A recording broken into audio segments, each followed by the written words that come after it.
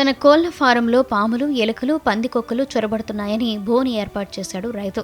మర్నాడు ఉదయం అతను బోనులో ఎలుకలు ఏమైనా పడ్డాయా అని చూసిన అతనికి అందులో ఊహించని జంతువు కనిపించింది. దాంతో అతను వెంటనే అటవీ శాఖ అధికారులకు సమాచారం ఇచ్చాడు.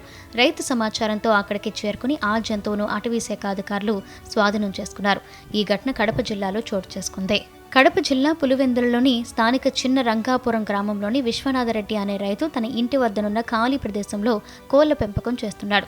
ఈ క్రమంలో గత కొద్ది రోజులుగా కోడి పిల్లల కోసం ముంగీసులు, పాములు, పందికొక్కులు రావడాన్ని గమనించిన రైతు ప్రత్యేకమైన బోనును ఏర్పాటు చేశాడు. ఓ రోజు అనూహ్యంగా ఆ బోనులో పునుగు పిల్లి ఉండడాన్ని గమనించిన విశ్వనాథరెడ్డి మొదట దానిని ఏదో వింత జంతువుగా భావించాడు. వెంటనే ఫారెస్ట్ అధికారులకు సమాచారం ఇచ్చాడు.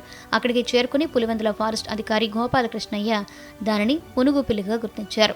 విశ్వనాథరెడ్డి ఆ పునుగు పిల్లిని అటవీ శాఖ అధికారికి అప్పగించాడు. పునుగు పిల్లి చాలా అరుదైనదని, దీని నుంచి వచ్చే తైలం స్వయంగా తిరుమల శ్రీ వెంకటేశ్వర స్వామి వారి తైలాభిషేకానికి వినియోగిస్తారని తెలిపారు. ఈ పునుగు పిల్లి సాధారణంగా తిరుమల పరిసర ప్రాంతాల్లో నల్లమల అటవీ ప్రాంతంలో కనబడుతూ ఉంటుంది. అయితే ఇప్పుడు అది కడప జిల్లాలోని పులివెందుల అటవీ ప్రాంతంలో కనిపించడం చర్చనీయాంశంగా మారింది.